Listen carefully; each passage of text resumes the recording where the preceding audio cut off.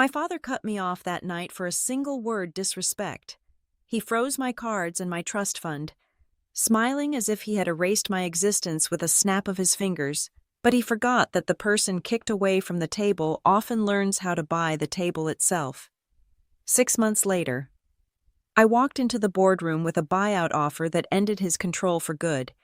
My name is Holly James, though for 27 years, the world knew me as Holly Waverly.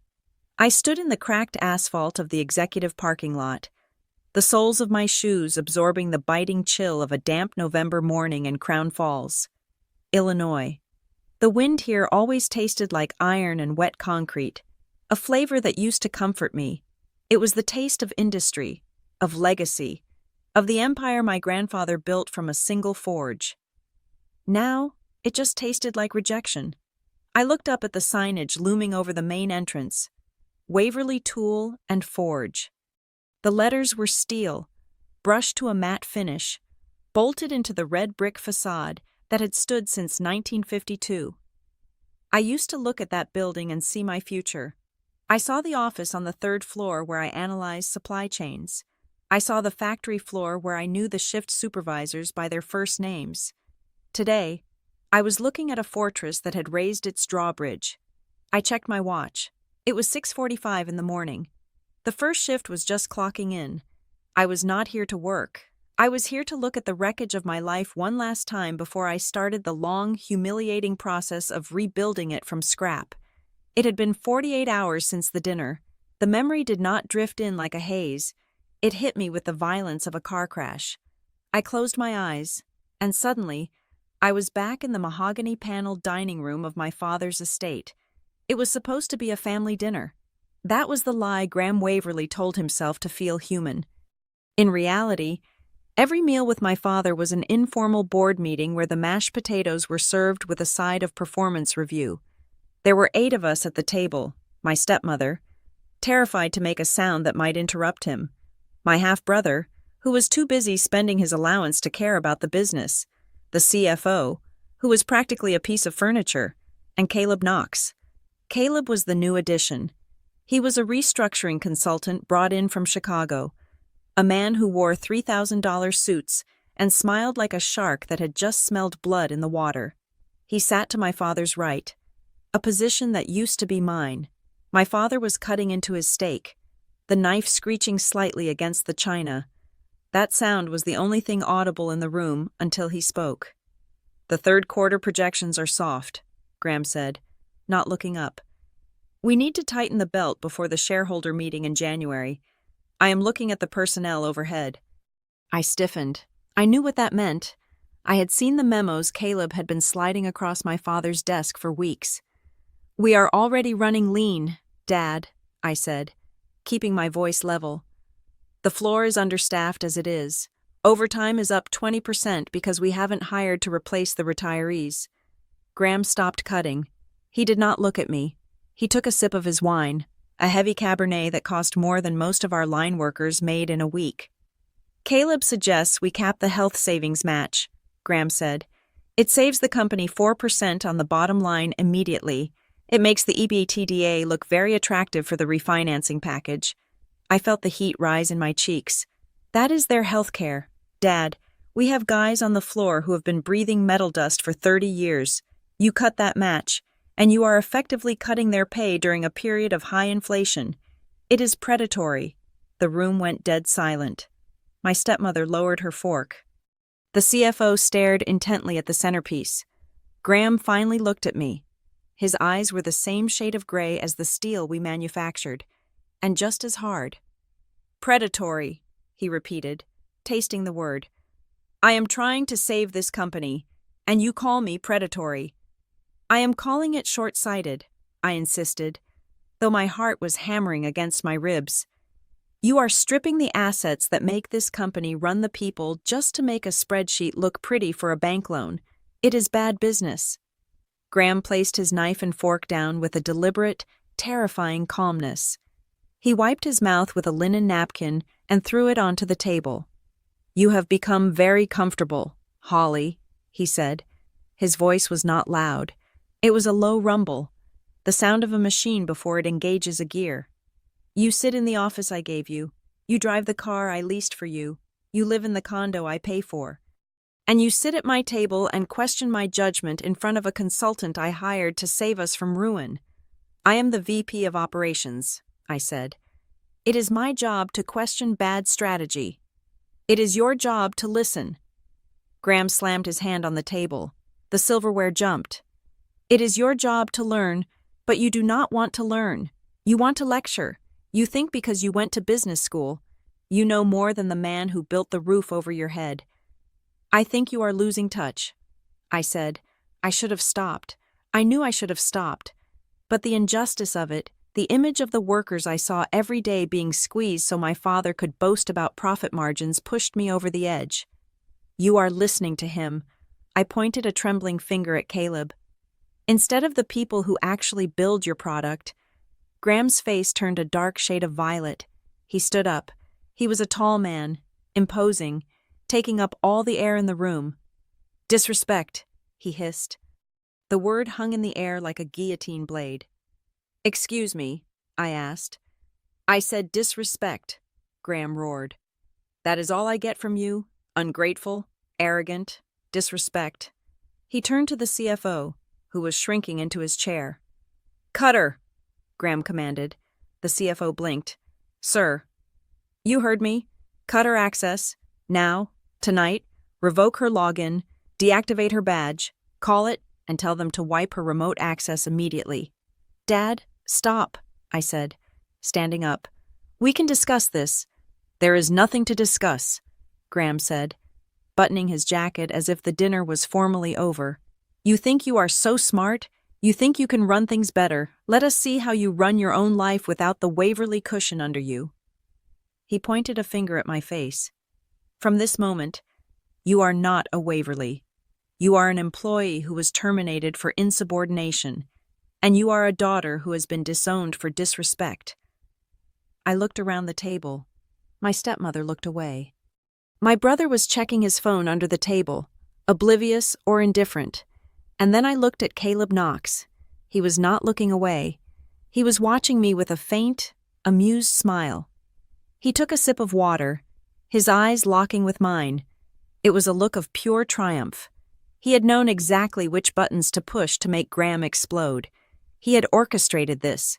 He needed me out of the way so he could strip the company down to its bones and sell it for parts. I felt a sting of tears, but I bit the inside of my cheek until I tasted copper. I would not cry, not in front of Caleb, not in front of the father who was treating me like a defective part on an assembly line. I straightened my spine. I picked up my purse. I am not asking for anything, I said, my voice shaking only slightly. Keep the money, keep the job, but I want you to remember this moment. Dad, I just want you to stop hurting people to feel strong, because eventually there will be no one left to hurt. Graham let out a cold, dismissive laugh. Get out of my house. Go see how the real world treats people with zero capital and zero connections. Live on your own then. I turned and walked out. I did not run. I walked. I heard the heavy oak door slam shut behind me, the sound echoing like a gunshot. I got into my car, my hands shaking so badly I could barely find the ignition button. I drove for 20 minutes before I had to pull over because my vision was blurring. That was when the notifications started. First, it was my work email on my phone. Account action required. Your session has expired. I tried to log in. Access denied. User account disabled by administrator. Then, the banking app notification. I tapped it. My checking account, which I used for groceries and gas, was joint linked to the family office for accounting convenience, as my father had always insisted. Status frozen. Available balance $0.00. I stared at the screen, the blue light illuminating the interior of my car. He had moved faster than I thought possible. He hadn't just fired me. He was trying to strangle me. I sat there in the dark, the rain beginning to drum against the roof. I had $300 in cash in my wallet. I had half a tank of gas, and I had the clothes on my back. But the final blow came a moment later. A text message from the private wealth management firm that handled the Waverly Family Trust, the trust my mother had set up for me before she died. The trust that was supposed to be untouchable until I turned 30. I opened the message. Notification of amendment. The beneficiary status of the Holly Waverly Revocable Trust has been modified per the grantor's instructions. Current beneficiary access has been suspended pending legal review. He had found a loophole. He always found a loophole. I looked back up at the Waverly Tool and Forge sign in the present day. The morning shift whistle blew, a long, mournful sound that signaled the start of the grind. I watched the workers filing in, men and women I had fought for. Men and women whose benefits were about to be slashed so my father could buy a few more months of prestige. My phone buzzed in my pocket. It was a reminder for a credit card payment I could no longer make. I took a deep breath, filling my lungs with the cold, metallic air. Graham Waverly thought he had deleted me. He thought that by taking my name and my money, he had taken my power. He was wrong. He had just given me the most dangerous thing in the world, nothing to lose. I turned my back on the factory, got into my car, and drove away. I was not Holly Waverly anymore. That girl died at the dinner table. I was Holly James, and I had a lot of work to do. The unraveling of my life did not happen with a scream or an explosion. It happened with the soft, digital chirp of an electronic lock turning red. I arrived at my apartment building in downtown Crown Falls 20 minutes after leaving the company parking lot. It was a sleek, glass-fronted building where the rent was $3,500 a month. I had lived there for 3 years. The doorman, a kind older man named Henry, usually tipped his hat to me. Today, he was not at the desk. I pressed my fob against the sensor of the main entrance. It blinked red. I tried it again. Red. A moment later, the heavy glass door was pushed open from the inside. But not for me. It was the building manager, a woman named Sheila, who always sent me Christmas cards praising my punctuality with rent. She did not look like she wanted to send me a card today. She looked pained, clutching a clipboard against her chest like a shield. "Ms. Waverly," she said. Her voice was tight. "I am so sorry. We received a notification from the bank regarding the automatic transfer for this month and the lease guarantee." "The lease is in my name, Sheila," I said, though I already knew the answer. The lease was in my name, but the guarantor, the financial backbone that allowed a 20-something to rent a penthouse suite, was Waverly Holdings. The guarantor withdrew the security deposit and canceled the standing payment order 2 hours ago, she said, reciting the legal reality.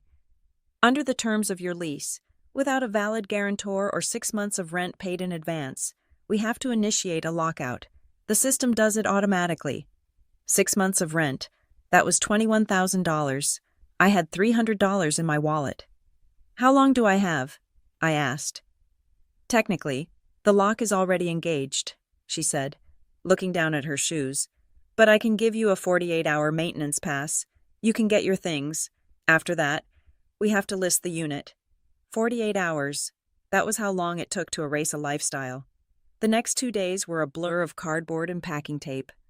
I did not have money for movers, so I sold my designer handbags to a consignment shop downtown for pennies on the dollar, just to rent a U-Haul truck and a storage unit on the outskirts of town. I packed my life into brown boxes, the clothes, the books, the expensive espresso machine I had never learned to use properly.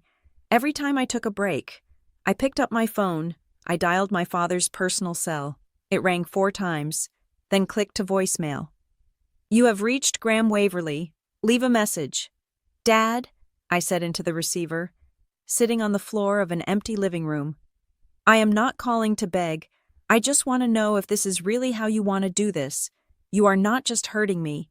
You are erasing me." I hung up. I waited 10 minutes and called my stepmother. The line did not even ring. It gave a sharp, 3-tone error sound, followed by a robotic voice telling me the customer was unavailable, blocked. I was not just cut off financially. I was digitally quarantined from the family. The only lifeline I received came on the second night, while I was taping up the last box of kitchenware. My phone buzzed with a message from an unlisted number. I knew who it was immediately by the syntax. "Please be careful. He is scrubbing the servers. HR files are being moved to external drives. He is cleaning house. It was Marla, the head of human resources. She had been at Waverly Tool and Forge for 20 years. She used to give me peppermints when I waited in the lobby after school. Now, she was risking her pension just to send me a text. I replied, "Thank you. Marla, keep your head down." I slept that night in a motel off the interstate that cost $59 a night. The sheets smelled of bleach and stale cigarette smoke. I stared at the water stains on the ceiling, realizing that for the first time in my life, I was entirely, terrifyingly anonymous. The next week was a lesson in humility. I needed a job. I had a Master of Business Administration. I had 5 years of experience as a Vice President of Operations. On paper, I was a catch. In Crown Falls, I was radioactive. I sat in an interview at a logistics firm 3 towns over. The hiring manager was a man named David, who had played golf with my father. He spent the first 10 minutes looking at my resume and the next 20 minutes looking at the door, as if he expected Graham Waverly to burst in and fire him just for speaking to me. "It is an impressive resume, Holly," David said, sliding the paper back across the desk. "But we do a lot of business with Waverly Tool, a lot of shipping contracts. I am a separate entity from my father." "David," I said, trying to project confidence, "my skills are my own." "In this town," he said, offering a sympathetic but final grimace. "Names carry weight, and right now, your name carries a lot of complexity. I cannot risk the contract." It happened 3 more times. The name Waverly, which had once opened every door in Illinois, was now bolting them shut. I was overqualified for entry-level jobs and too toxic for management roles. By the end of the second week, I was eating instant noodles and watching my cash reserves dwindle to double digits. I stopped applying for executive roles. I stripped Waverly off the top of my resume and just wrote Holly James, using my middle name as my surname. That was how I ended up at Redwood Compliance. Redwood was a small audit and regulatory firm tucked away in a strip mall next to a dry cleaner. The carpet was a depressing shade of gray. The fluorescent lights hummed constantly, and the coffee in the break room tasted like battery acid. They did not care who my father was. They only cared that I knew how to read a balance sheet and that I was willing to work for $22 an hour. The job is mostly data entry and compliance checks. The manager, a tired-looking woman named Karen, told me, "It is boring, it is repetitive, but it pays every 2 weeks. I will take it," I said. And just like that, the heiress to the Waverly manufacturing empire became a junior compliance clerk. I spent my days in a cubicle, cross-referencing tax codes and municipal safety regulations. It was mind-numbing work, but it gave me access to something I desperately needed: a quiet place to think and a computer terminal with subscriptions to public record databases. One rainy Tuesday, about 3 weeks into the job, I stayed late. The office was empty. I was supposed to be finishing a compliance report for a dental supply company, but my mind was drifting back to the legal wreckage of my departure. I needed to see exactly what I had signed. I logged into my personal cloud storage. I had always been meticulous about backing up my personal documents, a habit my father had ironically instilled in me. I found the folder labeled Employment, Waverly. I opened the PDF of my original employment contract. It was dated 5 years ago, signed the day I officially joined the company after grad school. I remembered that day. My father had handed me the pen with a beaming smile, and I had signed it without reading past the salary figure. I had trusted him.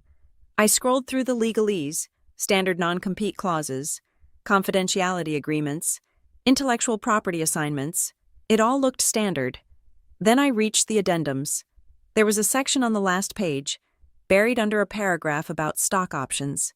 It was titled, Appendix B, Equity Vesting and Buy-Sell Provisions for Family Members. I leaned in, squinting at the screen. In the event of involuntary termination of a Class A family member shareholder, that was me. The shareholder retains the right to a prioritized buyback of controlling interest if the company's debt-to-equity ratio exceeds 4-to-1 for 3 consecutive quarters. I froze. I read it again. It was a safety valve. My grandfather must have insisted on it years ago to prevent the family from losing the company to banks if one generation got reckless. If the company was drowning in debt and they fired a family member, that family member had a legal right to step in and buy back the company at a formula-determined price to preserve the lineage. I had signed it. My father had signed it, but the clause only mattered if the debt-to-equity ratio was disastrous. Waverly Tool and Forge was supposed to be healthy. My father always bragged about our liquidity. My heart started to pound. I opened a new tab. I pulled up the public records for Waverly Tool and Forge. As a private company, they did not have to publish everything, but they had to file uniform commercial code statements for secured loans. I searched for Waverly Tool. The screen filled with results. Secured loan, equipment lien. That was normal. Manufacturing was capital intensive. Then I saw the filings from 6 months ago. There were 3 new liens against the company assets, but that was not what made my stomach drop. I switched to my old personal email archives. I searched for loan, guarantee, anything. I found a thread from 2 years ago. My father had CC'd me on a document regarding the refinancing of the main plant. He had probably done it by accident, mistaking my email for the CFO's. I opened the attachment. It was a personal financial statement for Graham Waverly. I looked at the numbers, and the breath left my lungs. He was not just rich. He was leveraged to the hilt. He had borrowed against his personal real estate. He had borrowed against his future stock dividends. He had taken out personal loans to inject cash into the company to make the quarterly reports look good. The profit he boasted about at dinner parties was an illusion. He was propping up the company with personal debt to maintain the appearance of success. He was robbing Peter to pay Paul, and he was using the workers' benefits like the health savings match he had just cut to service the interest on his own bad decisions. I sat back in the cheap office chair. The hum of the fluorescent light suddenly deafening. It all made sense. The anger, the desperation, the influence of Caleb Knox. Caleb wasn't just a consultant. He was a vulture. He knew. He must have seen the books and realized my father was drowning. Caleb was cutting costs not to save the company for the long term, but to squeeze out enough cash to pay off the creditors before the house of cards collapsed. And my father. He had cut me off not because I was disrespectful. That was just the excuse. He had cut me off because I was the only one asking questions. I was the one pointing out the cracks in the hull. He needed total obedience because he was terrified. He was walking a tightrope over a pit of debt, and he needed everyone to shut up and hold their breath. He wasn't a titan of industry. He was a frightened man trying to keep up appearances while the water rose around his neck. I looked at the buy-sell clause again. Prioritized buyback. If debt-to-equity ratio exceeds. I pulled out a notepad and did the math.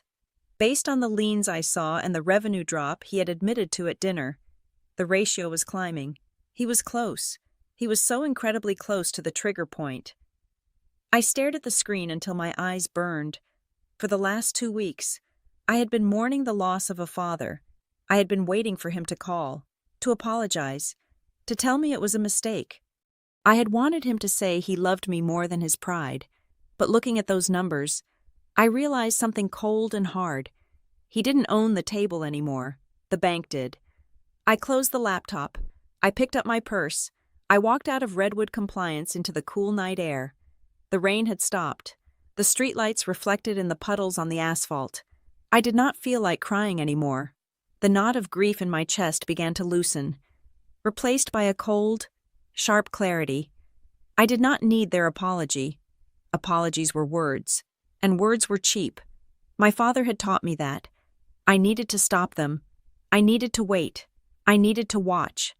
And when the numbers aligned, when he inevitably tripped over his own ego and violated the covenants of those massive loans, I needed to be ready. I got into my used sedan and started the engine. The dashboard clock read 9:15. I wasn't Holly Waverly, the victim. I was Holly James, the compliance clerk. And I had just found the weapon that would bring the king to his knees. "Okay, Dad," I whispered to the empty car. "You want to play by the numbers? Let us play." I put the car in gear and drove home to my empty apartment. I had a lot of reading to do. The public library in Crown Falls became my war room. It was the only place where the internet was high speed, free, and most importantly, anonymous. I sat at a corner terminal, surrounded by students studying for midterms and retirees reading newspapers, while I dismantled my father's empire piece by digital piece. I was no longer looking for a job. I was looking for a leverage point. I started with the boring stuff. Most people think corporate scandals are found in secret recordings or dramatic confessions. They are not. They are buried in the footnotes of PDF files that nobody bothers to read. I spent 3 days combing through the municipal procurement portal of Crown Falls. Waverly Tool and Forge was not just a private manufacturer. We were a primary supplier for the city. We made the manhole covers, the storm drain grates, and the specialized brackets for the traffic light assemblies. I found the current contract. It was a massive document, 150 pages of bureaucratic text signed 18 months ago. I scrolled until my eyes watered, looking for the termination clauses, and there it was. Section 14, Paragraph C, the Morality and Ethical Standing Clause. The city reserves the right to terminate this agreement immediately if the vendor or its principal officers are found to be in violation of labor laws, engaged in financial malfeasance, or involved in public scandals that could damage the reputation of the municipality. I leaned back in the hard wooden chair. This contract represented roughly 40% of Waverly's guaranteed annual revenue. It was the anchor that kept the ship steady. If the city pulled this contract, the cash flow would dry up within 30 days. And if the cash flow dried up, the loan covenants, the ones I had discovered in my previous late-night session, would snap shut like a bear trap. My father was standing on a trap door, and he did not even know he had handed me the lever. But I needed more than just a clause. I needed a violation. I took a break and walked to the lobby to get a drink of water. A local news station was playing on a mounted television near the checkout desk. I froze. There was Caleb Knox. He was standing on the steps of the Waverly Administration Building, wearing a navy suit that fit him too perfectly. A reporter was shoving a microphone in his face. The chyron at the bottom of the screen read, "Waverly Family Dispute Restructuring Officer Speaks." "We are all very concerned for Holly," Caleb was saying, his voice dripping with synthetic sympathy. "Restructuring a legacy company is always difficult, and sometimes the pressure causes cracks in the family dynamic. Holly is unstable right now." She lashed out at her father. "She abandoned her post, and we just hope she gets the help she needs. We are focused on saving jobs here." Unstable, abandoned her post. He was controlling the narrative. He was painting me as the erratic daughter who couldn't handle the heat, while he positioned himself as the savior of the working man. It was a brilliant, disgusting move. By discrediting me publicly, he ensured that if I ever tried to speak out, it would look like the ramblings of a bitter, disowned child. I watched him smile at the camera, a shark in human skin. I did not feel the urge to scream. I did not feel the urge to call the station and defend myself.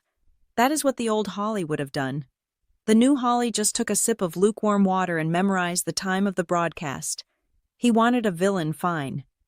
But he was forgetting that villains are usually the ones who do the homework. I needed proof that the restructuring was a lie. I needed to prove that the pain being inflicted on the workers wasn't necessary for survival, but a choice made to cover up greed. I went to my car and drove to a prepaid phone store. I bought a cheap burner phone with cash. I sat in the parking lot and texted Marla. "Aisle 9, the Supermart on 4th, 20 minutes. Bring the timeline." I did not wait for a reply. I drove to the grocery store. I grabbed a cart and walked to the cereal aisle. Aisle 9. I pretended to read the nutrition label on a box of bran flakes. 10 minutes later, Marla appeared. She looked tired. Her eyes were rimmed with red, and she was clutching her purse tight against her side. She parked her cart next to mine. She didn't look at me. She looked at the shelf. "They are auditing everyone's emails," she whispered, picking up a box of oatmeal. "Caleb fired the IT director yesterday, brought in his own guys. They are scrubbing everything. Did you get it?" I asked, my voice low. Marla slid a folded piece of paper from under her purse into my cart, right between two boxes of cereal. "This is the internal memo regarding the suspension of the health savings match," she said. "And the second page is the notification from payroll about the executive bonus pool being reallocated." "Thank you. Marla, you need to distance yourself from me now. Delete my number." "Holly," she said, her voice trembling. "He is gutting the pension fund next. I heard them talking in the conference room. They are going to switch the defined benefit plan to a 401k with no match. You have to stop him." "I will," I said. "Go." She walked away. I waited 2 minutes, paid for my cereal with cash, and left, back in my car. I unfolded the paper. The memo announcing the cut to the workers' health benefits was dated October 14th. I pulled out the notebook where I had written down the details of my father's personal loan documents, the ones I had found in my email archives. The date on the personal loan agreement, where Graham Waverly borrowed $5 million against his personal assets to inject into the company, was also October 14th. It was not a coincidence. My father had not cut benefits because the company was failing. He had cut benefits to free up cash flow on the exact same day he took on massive personal debt. He was effectively taking money out of the workers' pockets to pay the interest on a loan he used to keep his own chair at the head of the table. He was using the employee's livelihood to service his own ego. This was it. This was the financial malfeasance the city contract warned about. If I showed this to a judge, it might be a civil dispute. But if I showed this to the city council, it was a political hand grenade. But I wasn't ready to pull the pin yet. I needed to own the explosion. I drove back to my small apartment. I opened my laptop and navigated to the Secretary of State's business registration portal. I filled out the forms. Name of entity Holly James Holdings, LLC. I used my middle name. No Waverly, just James. It sounded like a shell company. It sounded boring. It sounded like nothing. I paid the filing fee with the last of my savings. Now, I had a vehicle. I needed an engine. The next morning, I put on the only suit I had, kept a charcoal gray blazer and trousers. I tied my hair back. I walked into the office of the Firefighters and Municipal Workers Pension Fund. This fund held a significant amount of local debt. They were conservative investors. They hated risk, and I knew, from my days reviewing the books, that they held a piece of the syndicated loan that Waverly Tool operated on. I asked to see Mr. Abernathy. He was an old friend of my grandfather's, a man who still believed in handshakes and hard numbers. He looked surprised to see me. "Holly," he said, gesturing to a chair. "I saw the news. Your father. Well, Caleb Knox says things are complicated." "Things are very simple, Mr. Abernathy," I said, sitting down. I placed a folder on his desk. It contained nothing but public records and the timeline I had constructed. "My father is leveraged at 5-1. He is using personal debt to cover operational losses, and he has triggered a potential default on the city contract by violating the ethics clause." Abernathy's eyebrows shot up. He opened the folder. He read the summary I had typed up. "If the city contract goes," I said calmly, "the company defaults on its primary loans within a quarter. Your fund holds $2 million of that paper. If Waverly goes under, you are looking at a total write-off." Abernathy took off his glasses. He rubbed the bridge of his nose. "Why are you telling me this? You want me to call the loan?" "No," I said. "Banks hate calling loans. It is messy. It involves lawyers and bankruptcy courts. Banks prefer to sell bad debt to someone else and take a small loss just to get it off their books." I leaned forward. "I want you to know that there is a buyer in the market, a quiet buyer, Holly James Holdings, LLC. If your credit committee decides that the Waverly paper is too toxic to hold, this entity is willing to buy the debt note at 80 cents on the dollar." Abernathy looked at me, really looked at me. He saw the fatigue in my eyes, but he also saw the steel. "You do not have the capital to buy $2 million of debt, Holly," he said softly. "Not yet," I admitted, "but I have the structure, and I know the bank that holds the primary mortgage is even more scared than you are. I am going to see them next.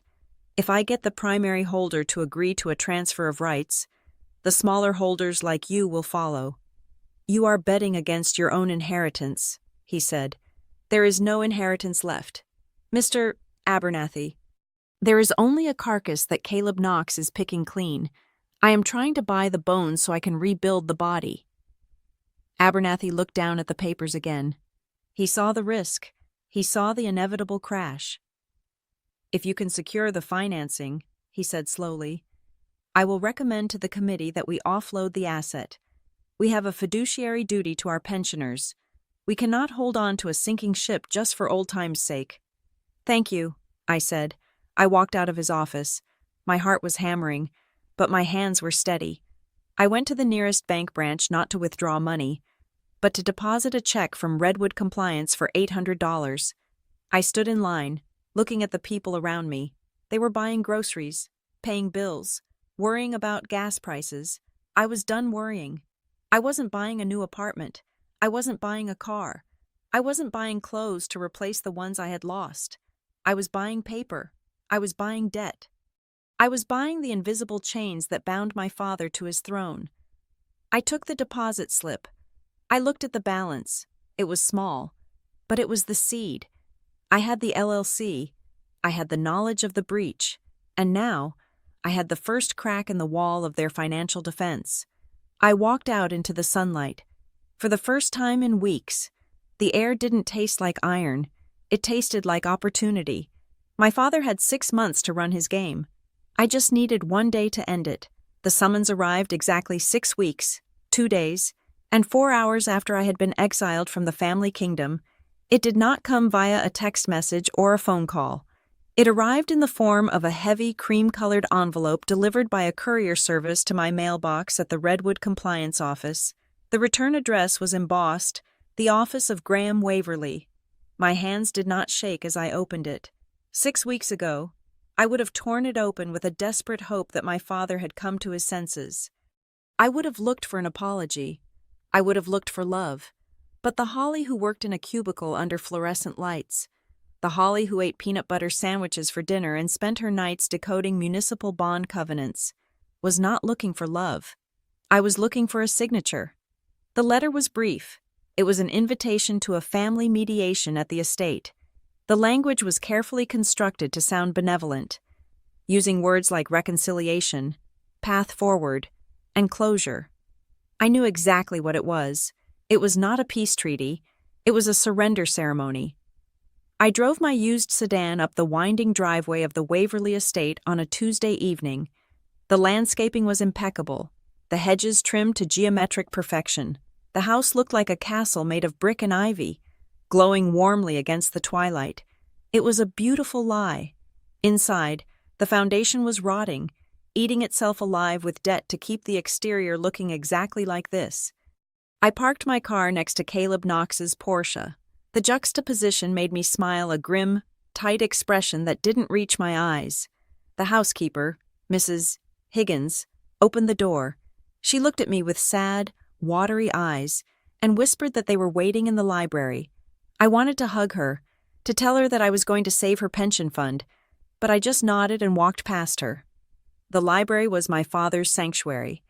It smelled of old paper, leather, and expensive scotch. Graham sat in his high-backed wing chair by the fireplace. He looked tired. The shadows under his eyes were deep, and for a second, I felt a pang of pity. But then I saw Caleb Knox leaning against the mantel, nursing a crystal tumbler of amber liquid, and the pity evaporated. "Holly," my father said. He did not stand up. "Thank you for coming. You sent a courier to my job." "Dad," I said, remaining standing. It didn't feel optional. "Sit down, please," he said, gesturing to the chair opposite him. The child's chair, the one that was slightly lower than his, forcing anyone who sat in it to look up at him. It was a power dynamic he had engineered years ago. I sat, I crossed my legs, and placed my purse on my lap. I waited. "We have been worried about you," Graham began, his voice dropping into that smooth baritone register he used for shareholders' meetings. "This separation, it is not good for the family. It is not good for the company image. I imagine it is not, I said neutrally. Especially with the rumors circulating about the city contract. Caleb flinched, just a tiny twitch of his jaw muscle. But I caught it. They knew about the rumors. They didn't know I was the one who had whispered them to the wind. Exactly, Caleb said. Stepping forward, he placed his drink on a coaster. Holly, look, we all said things we regret. Your father is under a lot of pressure. You know how he gets, but he wants you back in the fold. Not at the company, not yet, but as a daughter. He picked up a thick leather folder from the desk and held it out to me. We have drawn up a settlement, Caleb said. A way to give you a fresh start, a safety net so you don't have to work at that, whatever that place is. I took the folder. I opened it. It was 30 pages of dense legal text. I skipped the preamble and went straight to the terms. It was an offer to purchase my Class B preferred shares, the non-voting stock my mother had left me. The price listed was insulting. It was roughly 40% of their face value. But the real poison was in the attached clauses. Clause 7. Non-disparagement and non-compete. If I signed, I could never speak about the company's internal operations. I could never work for a competitor or a vendor within 500 miles. Clause 9. Total waiver of claims, by signing. I would forfeit any right to sue for wrongful termination or audit the family trust. It is a generous offer, my father said, watching my face.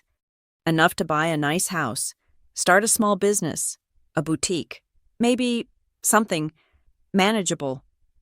He was trying to buy my silence. He needed those shares back because if I held them, I technically had a right to see the annual financial reports. He needed me gone, fully and legally, before the end of the fiscal year. You want me to sell my birthright for pennies, I said, looking up from the paper. We want to secure your future, Caleb corrected smoothly. And frankly, Holly, the company isn't as liquid as it used to be. This is the best cash offer you're going to get. If the market turns, those shares could be worth zero. He was almost telling the truth, but for the wrong reasons. I flipped to the back of the agreement, and there it was, the mechanism of the sale. They had structured it as a voluntary private redemption, a simple exchange of cash for stock between family members. But my mind flashed back to the document I had found in my cloud storage 3 weeks ago. The buy-sell trigger in the original corporate charter. According to the addendum I had memorized, if a family member was forced to divest their shares, meaning if the sale was not voluntary, but a condition of separation, the valuation of the company had to be performed by an independent third party. And more importantly, if the independent valuation proved that the company's debt-to-equity ratio was above the safety threshold, which I knew it was, the selling shareholder had the right of first refusal to purchase the voting shares of the majority holder to stabilize the asset. It was a paradox, a trap my grandfather had built to stop a reckless heir from gutting the company. If the company was healthy, the dad could buy out the kid. But if the company was sick, if it was drowning in debt, the kid had the right to buy out the dad to save the ship. Caleb didn't know about the addendum. He was too new. He had only read the current bylaws. He hadn't gone back to the 1980s charter where the Family Protective Covenant was buried. I looked at Graham. He was watching me with a mixture of expectation and annoyance. Dad, I said softly, are you sure you want to do this? Are you sure you want to play by the papers? Graham let out a short, sharp laugh. The papers, Holly. Papers are what you know best. You love rules. You love procedure. Well, here is the procedure. Sign the deal, take the check, and let us be a family again at Christmas. If I sign this, I said, tapping the document, I am admitting that I am being forced out. You are making this a condition of our relationship. Call it what you want, Graham said, waving his hand dismissively. Just sign it. Stop being difficult. It is disrespectful. There was that word again, disrespectful. It was the key that turned the lock in my heart. Okay, I said. I will sign, Caleb smiled. It was the smile of a man who thought he had just closed a deal. He handed me a gold fountain pen. I turned to the signature page. I did not sign the line marked, "Agreed to voluntary redemption." Instead, I took the pen and drew a firm line through that paragraph. I moved my hand down to the section labeled Statement of Involuntary Separation and Request for Formal Adjudication. It was a standard boilerplate section at the bottom of most legal settlements, usually ignored. It meant, I am taking the money, but I am noting for the record that I am doing so under duress and require the transaction to be recorded in the corporate minutes. I signed my name there, Holly James. By signing that specific line, I wasn't just taking the money, I was officially categorizing the transaction as a hostile divestiture, and a hostile divestiture, under the old charter, automatically triggered the Family Protective Covenant. I closed the folder. I didn't hand it to Caleb. I placed it gently on the desk in front of my father. "There," I said. "It is done. I have agreed to your terms of separation." Caleb reached for the folder, checking the signature. He saw my name. He didn't notice which line I had signed. He didn't care. He just saw ink on paper. "Good," Caleb said, exhaling. "Smart choice. Holly, when do I get the check?" I asked. "Funds will be wired in 3 business days," Caleb said. "Once we file the stock transfer." "Perfect," I said. I stood up. My legs felt light. The air in the room seemed to vibrate. "Dad?" I said. Graham looked at me. He was already pouring himself another drink. He looked relieved. He thought he had won. He thought he had just bought his freedom from my judgment. "What?" he asked, swirling the scotch. "I hope the report looks good," I said. "What report?" "The quarterly," I said. "I really do." I turned and walked to the door. I could feel their eyes on my back. I could feel Caleb's smug satisfaction radiating like heat. They had no idea. By filing that stock transfer with my signature on the involuntary line, they were about to legally mandate an external audit of the company's debt, and once that audit hit the books, the debt ratio I had discovered would be official record, and then the clause would activate. I would not be the one selling. I would be the one with the legal right to buy. I walked out of the house and into the cool night air. The stars were bright above the Crown Falls skyline. I got into my car. I waited until I was past the iron gates before I pulled over to the side of the road. I pulled out my phone. I typed a message to the lawyer I had hired on a contingency fee, a shark I had found who hated Caleb Knox more than I did. "It is signed. I executed the involuntary separation clause. They are filing the transfer on Friday." I watched the message send. Then I typed one more line. "Now, we just wait for him to pull the lever." I dropped the phone in the passenger seat and drove away. My father thought he had just cut me out of the will. In reality, he had just signed the death warrant for his own reign. He had handed me the gun, loaded it, and pointed it at his own foot. All I had to do was wait for him to pull the trigger. Silence was not just a strategy, it was a shroud. For the 3 weeks following the signing of the settlement agreement, I vanished. I did not post on social media. I did not return calls from the few friends who were brave enough to reach out, to the outside world, and specifically to the residents of the Waverly estate. I was a defeated woman licking her wounds in a cheap apartment, presumably crying over a pint of ice cream. I wanted them to believe that. I needed them to believe that. My reality was starkly different. I was living in a studio apartment that smelled faintly of boiled cabbage from the neighbor's unit. I drove my sedan until the check engine light became a permanent fixture on the dashboard. I ate peanut butter sandwiches for lunch and dinner. I saved every single penny, but while I lived like a pauper, I was thinking like a predator. The check for my shares, the settlement money Graham and Caleb had been so eager to push on me, had cleared. It was a significant sum, enough to live comfortably for a few years, but I did not touch it. I did not buy a new dress or a better car. I moved the entire amount into the corporate account of Holly James Holdings, LLC. Then, I went shopping. But I was not shopping for shoes. I was shopping for my father's anxiety. I knew that Graham Waverly had a weakness for local prestige. He liked to bank with institutions where the branch manager knew his name and offered him coffee in a porcelain cup. He used the First State Bank of Crown Falls for his personal lines of credit. It was a regional bank, conservative, and currently overexposed to the manufacturing sector. I made an appointment with the Vice President of Commercial Lending, a man named Arthur Pym. I did not go as Holly Waverly. I went as the managing partner of a private investment vehicle. I wore my one good suit. I pulled my hair back tight. I carried a briefcase that contained nothing but risk assessments I had printed at Redwood Compliance.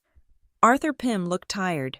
He was a man who had spent 30 years approving loans on handshakes, and now the modern economy was eating him alive. "Ms. James," he said, looking at my business card. "I am not familiar with your firm. We are new to the region," I lied smoothly. "We specialize in distressed asset acquisition and high-risk debt mitigation." Pym stiffened. "Distressed assets. We are a very healthy institution." "I am sure you are," I said, leaning forward. "But I have done my due diligence on the local market.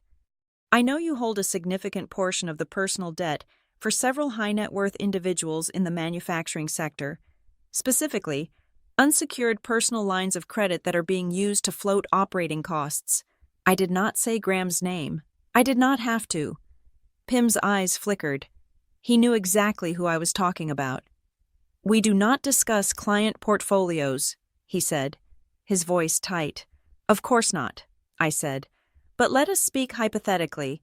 If you held a note for, say, $2 million against an individual whose primary asset, his company stock, was about to undergo a significant devaluation due to a potential city contract default, that note would become toxic on your books before the end of the quarter."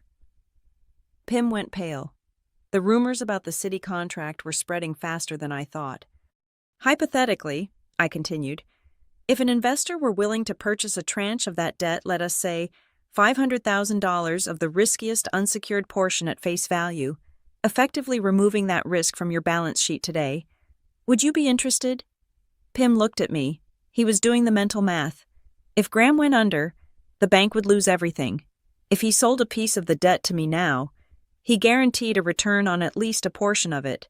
He could show his board that he was diversifying risk.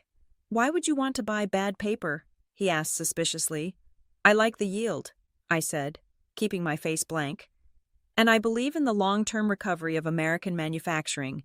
I am willing to hold the bag for a while. But I have conditions." "What conditions?" "I want full assignment rights," I said. "I become the creditor of record for that portion, and I want the transfer to be silent. The debtor is not notified until the next billing cycle." Pym hesitated. It was irregular, but the fear in his eyes was stronger than his adherence to protocol. He was terrified of the upcoming bank audit. He needed to clean his books. "If you have the cash," Pym said slowly, "we might be able to structure a sale of the participation interest." "I have the cash," I said, "and I can wire it this afternoon." It took 3 days to finalize the paperwork. When it was done, Holly James Holdings, LLC owned a $500,000 slice of Graham Waverly's personal debt. It wasn't the whole pie, but it was enough to give me a seat at the table. More importantly, it gave me access to the loan agreement itself. I sat in my apartment that night, reading the fine print of the document I had just purchased. It was a standard commercial loan agreement, but Graham, in his arrogance, had agreed to a specific covenant to get a lower interest rate. Clause 14B, the cross-default provision.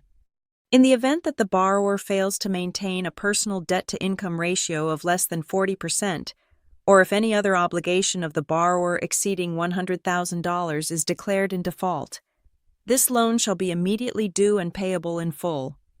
My heart raced. Graham was using his personal assets to guarantee the company loans. He was cross-collateralized.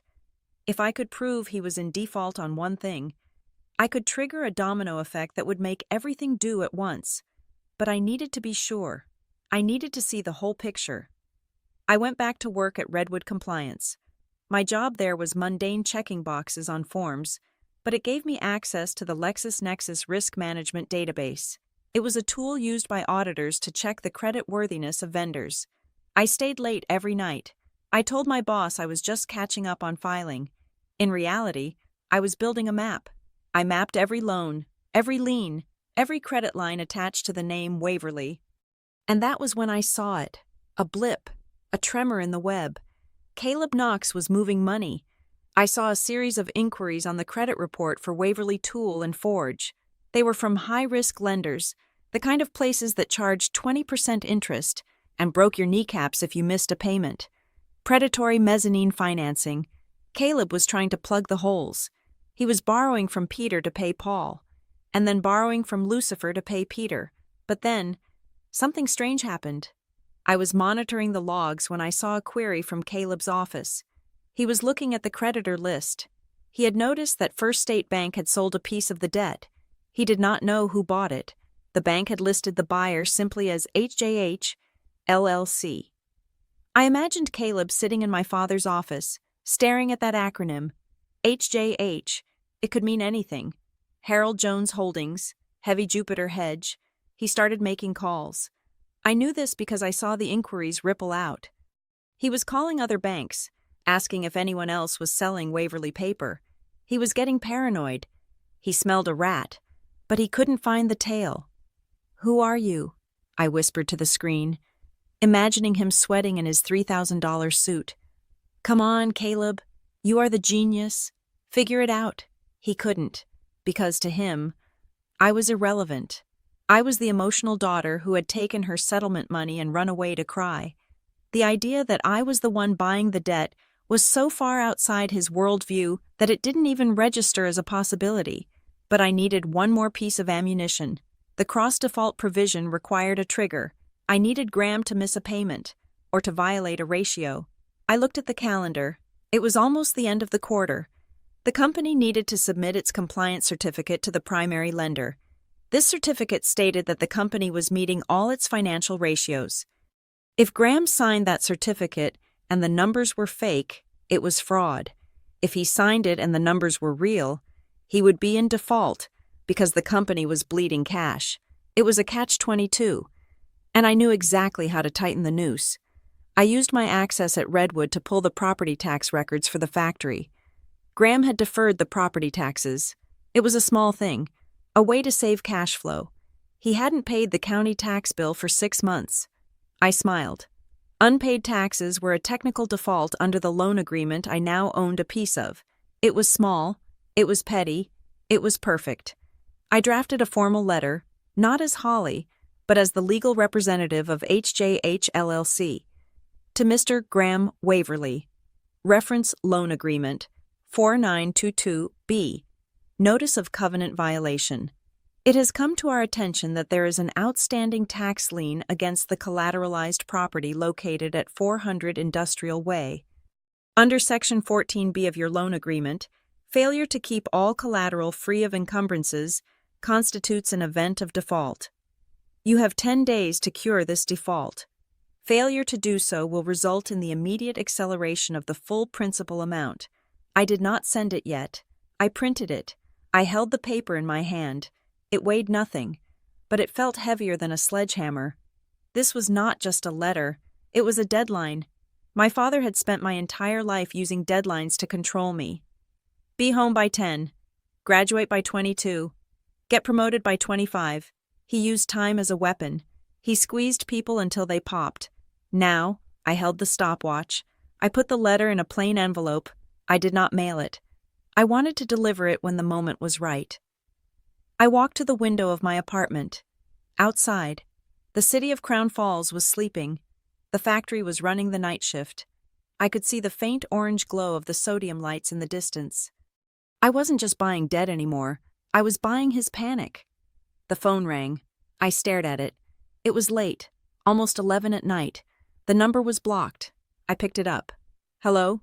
Who is backing you?" It was Caleb. His voice was low, dangerous. He sounded like a man who had been pacing the floor for hours. "I am sorry, but you must have the wrong number," I said, my voice deliberately sleepy and confused. "This is Holly." "Don't play dumb." "Holly," Caleb snapped. "I know you are up to something. I can feel it. You signed that settlement too easily. You walked away too quietly. Who is HAH? My heart hammered against my ribs, but I kept my breathing steady. Caleb, I am sleeping, I said. I am living in a studio apartment and working a temp job. I don't know what HJH is. Is Dad okay? Dad is fine, Caleb hissed. But if I find out you are messing with the financing, I will bury you. You have a non-compete. You have a non-disparagement. I will sue you into the ground. I haven't said a word to anyone, I said truthfully. I am just trying to survive. Good night, Caleb. I hung up. My hands were shaking, but not from fear, from adrenaline. He was rattled. He was looking at shadows and seeing monsters. He was right to be afraid. I looked back at the printed letter on my desk. He thought I was messing with the financing. I wasn't messing with it. I was becoming it. I turned off the light. I had to wake up early tomorrow. I had to go to work at Redwood and file one more report. But the real work was done. The trap was set. The cheese was placed, and the rat was already sniffing around the edges. I closed my eyes, and for the first time in months, I slept without dreaming of the dinner table. I dreamed of a boardroom. And in my dream, the chair at the head of the table was empty, waiting for someone who could afford to sit there. The invitation for the Waverly Foundation Autumn Gala arrived 3 days after I had sent the anonymous covenant violation letter. It was a heavy cream-colored card with gold leaf lettering, the kind that cost $15 a unit just to print. It was a summons, not an invitation. My father was throwing a party, not because he felt charitable, but because he was terrified. The rumors about the city contract were leaking like oil from a cracked engine block. He needed a show of force. He needed the mayor, the city council, and the local press to see the Waverly family standing strong, united, and philanthropic. He needed to wash the stain of financial instability away with vintage champagne and tax-deductible donations. And he needed me there as a prop. I stood in front of the full-length mirror in my tiny studio apartment. I was wearing a black dress I had bought at a thrift store for $40. It was simple, elegant, and severe. I wore no jewelry. I pulled my hair back into a tight chignon. I looked like a penitent nun, which was exactly what they wanted. Caleb had called me the day before. Wear something nice. Holly, he had said, his voice dripping with false camaraderie. Your father wants to make a public gesture of reconciliation. It will look good for everyone if the prodigal daughter returns to the fold. Just smile, wave, and don't say anything stupid. I will be there, I had replied. I arrived at the Crown Falls Country Club at 7 o'clock. The valet parking lot was already full of luxury sedans and sports cars. I parked my dented sedan myself in the overflow lot and walked to the entrance. The ballroom was suffocating. The air smelled of expensive perfume, roast beef, and desperation. My father had pulled out all the stops. There were ice sculptures, a string quartet playing Mozart, and centerpieces made of white orchids that probably cost more than the severance packages of the 3 machinists he had fired last week. I scanned the room. I saw the mayor holding a martini, laughing at something Graham was saying. My father looked dashing in his tuxedo, playing the role of the benevolent patriarch to perfection. Caleb was hovering nearby, whispering into the ear of a local reporter.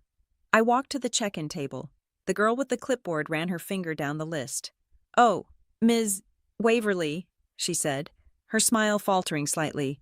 "You are at table 19. Table 19. I looked at the floor plan. The head table, table 1, was front and center. That was where my father, my stepmother, Caleb, and the mayor sat. The primary investor tables ringed the dance floor. Table 19 was in the back corner, directly next to the swinging doors of the kitchen. It was the exile table. It was where you put the distant cousins and the people you were obligated to invite, but hoped would not show up. It was a calculated insult. They wanted me in the room to prove I existed, but they wanted me invisible enough to not cause trouble. I walked to my seat. The other people at the table were 2 junior suppliers and an elderly aunt I had not spoken to in 10 years. I sat down, keeping my back straight. I accepted a glass of water. I did not drink the wine. I needed a clear head. The evening dragged on. There were speeches about community, legacy, and the unbreakable spirit of Crown Falls. My father gave a toast that was so self-aggrandizing I almost laughed out loud. He talked about family values while his own daughter sat by the kitchen door smelling the fish being plated. Then, it was Caleb's turn. He walked to the podium. The spotlight hit him, reflecting off his perfectly gelled hair. "Ladies and gentlemen," Caleb said, his voice smooth and amplified. "Tonight is about unity. And speaking of unity, we are so touched to have Graham's daughter, Holly, with us tonight." The spotlight swung wildly across the room. It blinded me for a second before settling on my face. I didn't blink. I didn't look away. I stared right back at him. "Holly," Caleb continued, his tone shifting into something patronizing, like an adult scolding a toddler. "We know it has been a difficult few months. Growing pains are hard. Rebellion is a natural part of finding oneself. But your father wants you to know that the door is always open for you to apologize and come home." The room went silent. It was an ambush. He was framing my firing as a teenage tantrum. He was calling me rebellious in front of the entire business community of Crown Falls. He was daring me to make a scene. If I yelled, I looked crazy. If I stayed silent, I looked submissive. "Why don't you stand up?" "Holly," Caleb goaded. "Show everyone that the Waverly family is ready to heal." He wanted me to stand up, bow my head, and accept the narrative that I was the problem. I placed my napkin on the table. I stood up, but before I could do anything, a chair scraped loudly against the parquet floor near the front of the room. It came from table 2, the table reserved for the company's oldest and most conservative investors. An old man stood up. He was leaning heavily on a cane, his white hair shocked up like a lion's mane. It was Elliot Crane. Elliot was a legend in Crown Falls. He had been the first person to invest in my grandfather's forge 50 years ago. He owned 12% of the voting stock, and he famously hated finance guys like Caleb. Elliot did not look at the stage. He turned his back on Graham and Caleb and began to walk, a slow, rhythmic thump step of his cane. He was walking toward the back of the room, toward me. The room held its breath. Graham stopped smiling. Caleb gripped the podium. Elliot Crane walked all the way to table 19. He stopped in front of me. He looked at my cheap dress, my pulled-back hair, and the kitchen doors behind me. Then he looked at my face. "Holly," he rumbled. His voice was gravel and old iron. "Mr. Crane," I said softly. He extended a hand. It was calloused and shaking slightly with age. "It is good to see you," he said, loud enough for the nearby tables to hear. "I was wondering where the brains of the operation had gone. You are the only person in this family who knows the difference between a balance sheet and a blast furnace." The silence in the room changed. It shifted from awkward tension to stunned shock. Graham was moving now. He rushed down from the head table, his tuxedo tails flapping.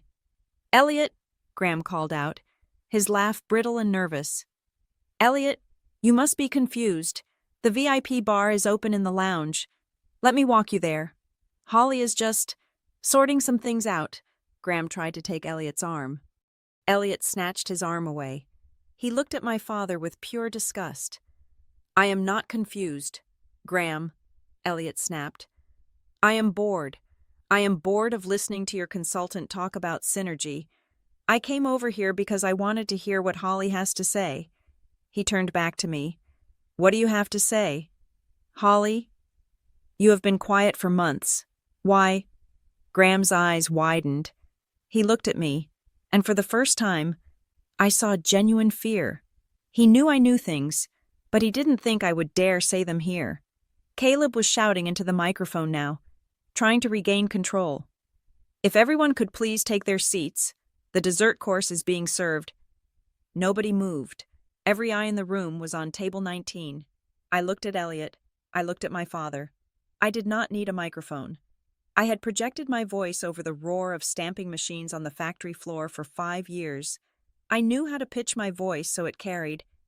"I don't have a speech, Mr. Crane," I said, my voice clear and steady in the hush. "I just have a question." I turned my gaze to the mayor, then to the investors at the nearby tables.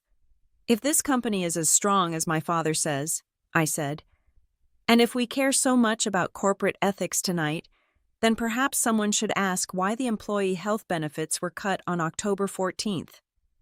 I let the date hang there. October 14th, I repeated. The exact same day, a $5 million personal loan was signed by the executive chairman. The whisper started like a breeze and turned into a gale. Personal loan. October 14th. Graham went white, his mouth opened, but no sound came out. I wasn't done. It is a strange coincidence, I said, looking straight at Caleb Knox, that the money saved from the workers' insulin and heart medication matches the monthly interest payment on that loan almost to the penny. Caleb looked like he had been slapped. He stepped back from the podium, the feedback from the microphone screeching through the room. "That is a lie," Graham shouted, finding his voice. "She is lying. She is bitter because I fired her." "Am I?"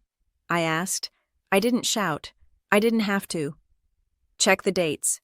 It is all public record if you know where to look." I turned to Elliot Crane. "It was lovely to see you, Elliot, but I don't think I will stay for dessert. I have a feeling it is going to be hard to swallow." I picked up my purse. I walked past my father. He was trembling with rage, his hands clenched into fists. But he couldn't touch me. Not here. Not in front of the mayor. I walked out of the ballroom. Behind me, the sound of polite society crumbling was sweeter than any music. I retrieved my car and drove home. My heart was pounding, but my hands were steady on the wheel. I had just lit a match in a room full of gasoline fumes. I got back to my apartment at 10:30. I poured myself a glass of tap water and sat down at my laptop. I knew there would be fallout. Caleb would attack. He would sue. He would spin. But the seed was planted. Elliot Crane would ask questions. The mayor would ask questions. My email inbox chimed. It was a new message. The sender was Anonymous88. No subject line. I opened it. It was a single attachment, a scanned PDF. I clicked it open. It was a copy of an internal wire transfer log from the Waverly Finance Department. It was dated 3 days ago. It showed a transfer of $200,000 from the Capital Improvement Fund money, meant for fixing the factory roof, into an account labeled KNX Consulting Services, Retainer. And then, a second transfer from KNX Consulting to an offshore account in the Cayman Islands, and a third transfer, from a different offshore entity, back into Graham Waverly's personal account to cover a margin call on his stock portfolio. They were cycling the money. They were stealing from the company to pay the consultant, who was kicking it back to the owner to keep him solvent. It was embezzlement. It was fraud. It was prison time. I stared at the screen. I didn't know who sent it. Maybe Dana Reese, the accountant. Maybe someone else who had heard the whispers.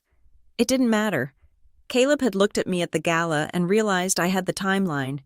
But he didn't know I had this. He thought I was playing checkers. He thought I was playing for an apology. I looked at the wire transfer log. "Checkmate," I whispered.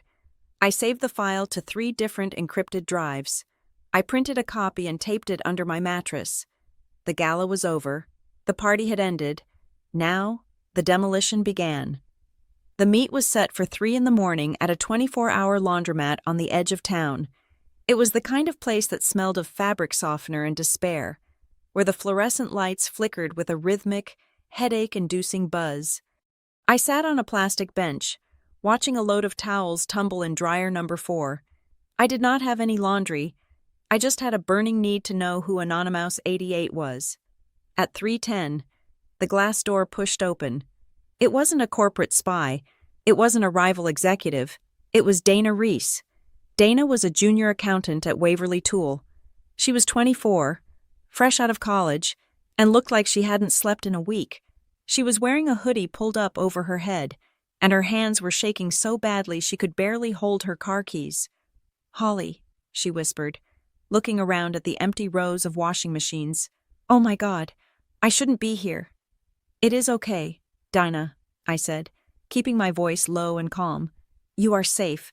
Why did you send me the wire logs?" Dana sat down next to me, leaving a foot of space between us. She was twisting a ring on her finger. "Because he is going to pin it on you," she said, The words came out in a rush, like water bursting through a dam. I frowned. Pin what on me? I haven't worked there in 2 months. That is what I thought, Dana said. But yesterday, Caleb asked me to pull the archive logs for the ERP system. He wanted access to the approval timestamps for the last 3 quarters. He made me unlock the admin privileges. She looked at me, her eyes wide with terror. Holly, I saw him logging in. He wasn't using his ID. He was using yours. The air in the laundromat suddenly felt very cold. My access was revoked, I said, on the night I was fired. He reactivated it locally, Dana explained. He is going back into the records. He is modifying the approval metadata on the bad loans and the benefit cuts. He is changing the user tag from Executive Committee to H. Waverly. He is building a digital paper trail that makes it look like you authorized the financial mismanagement before you left. I felt a wave of nausea. It wasn't enough to fire me. It wasn't enough to humiliate me. Caleb Knox intended to send me to prison. He was setting me up to be the fall guy for the inevitable collapse. When the auditors came, he would point to the system and say, "Look, the daughter did it. That is why we had to fire her." "Why are you telling me this?" I asked. "If he catches you, you lose your job." "Because I found out who he is," Dana said. She reached into her hoodie pocket and pulled out a folded flash drive. She pressed it into my hand. I did a background check on him, a real one, not the sanitized bio on his website. "What is he?" "He is a Grim Reaper. Holly. He worked for a fund in Ohio 5 years ago called Stratus Capital. They specialize in distressed asset stripping. He goes into family companies, loads them with debt, transfers the liquid cash to shell companies as consulting fees, and then bankrupts the original business to sell the real estate. He has been sued 4 times for predatory restructuring. Civil suits. Yes, settled out of court. Sealed records, but I found a deposition transcript on a legal forum. It is all in there." She stood up abruptly. "I have to go. If my keycard swipes into the building late tomorrow, he will know." "Dana," I said, grabbing her wrist gently. "You are brave. Thank you." "I am not brave," she said, pulling away. "I am just not a criminal, and I don't want to go to jail for him." She ran out into the night. I sat there for another 10 minutes, gripping the flash drive. The dryer buzzed, signaling the end of the cycle. I didn't go home. I drove straight to the house of the contingency lawyer I had retained, a man named Marcus Vance who operated out of a converted townhouse. I woke him up at 4 a.m. "This is not a civil dispute anymore," I told him as we sat in his kitchen, the flash drive plugged into his air-gapped laptop. "This is conspiracy to commit fraud." Marcus reviewed the files Dana had provided. He looked at the deposition from Ohio. He looked at the wire logs. "We need a firewall," Marcus said, rubbing his face. "We need to log this evidence with a third party immediately to establish a timeline. If Caleb changes the metadata tomorrow, we need proof that we had this data today, and we need to file for whistleblower protection for your source." "Do it," I said. "Lock it down." But as Marcus worked, I started reading the other files on the drive documents Dana had scraped from the shared server before she fled. There was a folder labeled Pension Fund Strategy. I opened it. It was a memo from Caleb to my father, dated 2 weeks before the dinner where I was fired. Subject collateralization of defined benefit plan. Graham, in order to secure the mezzanine financing, we need to pledge the employee pension fund as a secondary guarantee. The current trustee structure requires dual signatures, yours and the VP of Operations. Based on previous interactions, Holly will not sign this. Her fiduciary stance is too conservative. Recommendation: remove the obstacle to facilitate the pledge. I stared at the screen until the words blurred. The dinner, the argument about health benefits, the accusation of disrespect. It was all theater. My father hadn't fired me because I embarrassed him. He hadn't fired me because I was ungrateful. He fired me because I was the legal guardian of the workers' retirement money.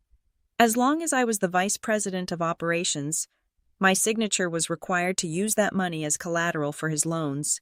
He knew I would never let him gamble with the workers' future. So he manufactured a fight, provoked me into speaking out, and used it as an excuse to remove me so he could steal the pension fund. He didn't hate me. He just viewed me as a compliance issue to be resolved. I closed the laptop. A cold, hard stone settled in my gut. It replaced the last lingering bits of sadness I had felt for the loss of my family. "Are you okay?" Marcus asked, looking up from his notes. "I am fine," I said. My voice sounded strange to my own ears, mechanical, hollow. "I just realized that I have been bringing a knife to a gunfight. I need to change weapons." I spent the next 3 days in a fever state of preparation. I wasn't just building a defense anymore. I was building a takeover. I drafted a buyout offer, but it wasn't the standard corporate letter. It was a list of demands masquerading as a financial transaction. Condition 1. Immediate resignation of Graham Waverly as chairman. Condition 2. Termination of all contracts with Knox Consulting and a forensic audit of all fees paid to date. Condition 3. Immediate reinstatement of the defined benefit pension plan and the health savings match. Condition 4. Retention of the current workforce for a minimum of 24 months. I calculated the numbers. With the debt I had already purchased and the involuntary separation clause I had triggered, I had the legal standing to force this vote, but I needed to be sure the board would back me. I sent copies of the Ohio deposition regarding Caleb's past to 3 key board members. I didn't send it from me. I sent it in plain brown envelopes with no return address. Just information. Seeds of doubt planted in fertile ground. On the 4th day, my phone rang. It was my father. I stared at the screen. He hadn't called me once in months. Not when I was evicted. Not when I was job hunting. I let it ring 3 times before picking up. "Hello." "Holly?" Graham's voice came through the line. It was warm. It was the voice he used when he wanted to borrow money from investors. It was the good dad voice. "How are you, honey?" "I am busy, Dad," I said. "I am at work." I know," he said soothingly. "Look, I have been thinking. The gala. It was unfortunate. Emotions were high. Caleb can be a bit aggressive in his PR approach. He was throwing Caleb under the bus. He sensed the wind changing. "I miss you." "Holly," Graham said. "Your room is still here. Your car is in the garage. I was thinking, maybe we were too hasty. Why don't you come home? We can reinstate your allowance. Maybe find a role for you in the charitable foundation. Something low stress." He was offering me a golden cage. He wanted me back under his roof where he could control me, where he could stop me from digging. "I don't need an allowance, Dad," I said. "Everyone needs help," he pressed. "You are living in a dump." "Holly, I know. I had someone drive by. It breaks my heart. Let me fix it. Let me give you your life back." I gripped the phone. "You can't give me my life back," I said, "because you didn't take it. You just took my money." "Don't be stubborn." His voice hardened slightly. "I am offering you a truce. Take it. Come back to the family." I saw the memo. "Dad," I said. Silence. Long, heavy silence. "What memo?" he asked, his voice dropping an octave. "The pension fund strategy," I said. "I know you didn't fire me for disrespect. You fired me because I was the only thing standing between you and the employees' retirement money. You sold them out to save your own skin." "You don't understand business," he snapped, the mask falling away completely. "It is asset leverage. It is standard practice. It is theft," I corrected, "and it is over." "You have nothing," Graham shouted. "You are a temp clerk. You are nobody." "I am not nobody," I said, calm as a frozen lake. "I am a creditor." "What?" "I don't want your house, Dad. I don't want your money. I don't want your apology. I want you to stop hurting people, and since you won't stop willingly, I am going to make you stop. Holly, listen to me." "No," I said. "You listen. Check your email in 5 minutes." I hung up. I opened my laptop. I had the email drafted and ready. It was a formal notification of a special shareholder meeting to vote on a change of control. triggered by the cross-default provision and the buy-sell agreement. Attached was the buyout offer, and at the bottom, in the signature block, it didn't say Holly Waverly, daughter, it said Holly James, managing partner, Holly James Holdings, LLC. I hit send. I imagined the notification popping up on his screen in the mahogany library. I imagined the color draining from his face as he realized that the HJH LLC that had been buying his debt wasn't a hedge fund in New York. It was the girl he had kicked out of the dining room. I sat back in my chair. The adrenaline was fading, replaced by a deep, weary focus. I wasn't just fighting for myself anymore. I was fighting for Dana, for the machinists, for the legacy my grandfather built and my father destroyed. The elevator had dropped. We had hit the bottom. Now, the only way out was to climb over the wreckage. The war for Waverly Tool and Forge did not stay in the shadows. Following my email revealing my identity as the creditor behind HJH LLC, my father decided to burn the village to save the castle. He went to the press for 3 days. I could not turn on the television or open a browser without seeing my own face. It was an old photo, one taken at my college graduation where I looked young and naive, juxtaposed next to headlines that screamed betrayal. Daughter of local industry titan, accused of corporate blackmail. The Waverly feud, how a disgruntled heiress is holding a family legacy hostage. They painted a masterpiece of fiction, in their version of the story. I was the spoiled, incompetent daughter who had been fired for negligence and was now using a shell company to extort her aging. Benevolent father. They did not mention the debt. They did not mention the cut benefits. They only mentioned that I was attacking the family.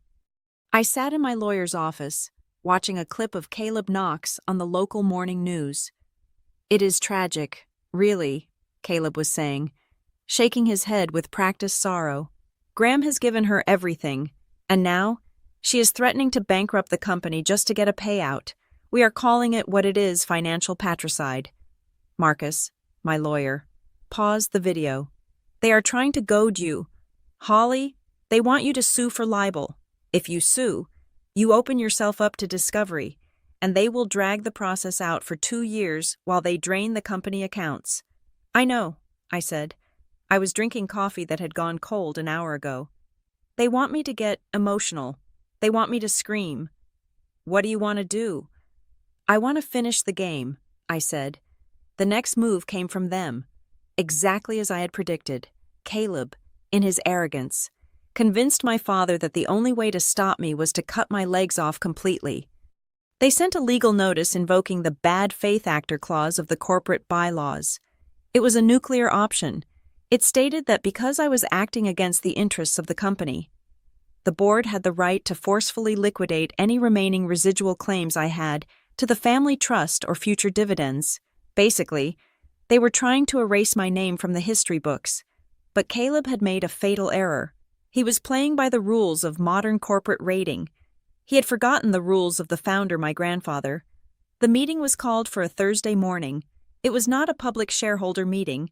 It was a closed-door emergency session of the board of directors. I walked into the Waverly conference room at 10 o'clock sharp. Marcus walked beside me, carrying a briefcase that contained the paperwork we had prepared weeks ago. The room was cold. The air conditioning was blasting, or maybe it was just the reception. My father sat at the head of the long mahogany table. He looked terrible. His skin was gray, and there were tremors in his hands that he was trying to hide by gripping his pen. Caleb sat next to him, looking like a coiled snake. The rest of the board was there. Elliot Crane sat at the far end, his face unreadable. The other 4 members, 2 bankers and 2 old friends of my father, looked at the table, refusing to make eye contact with me. You have some nerve showing up here, Graham said. His voice was raspy. After what you have done in the papers. You bought the ads, Dad, I said, taking a seat at the opposite end of the table. I just read them. Let us make this quick, Caleb interrupted. He slid a document across the polished wood. This is a formal notification of forced liquidation. The board has voted. We are exercising our right to remove a hostile actor. You are being cashed out. Holly, completely. You take the check, you sign the release, and HJH LLC drops its claim on the debt.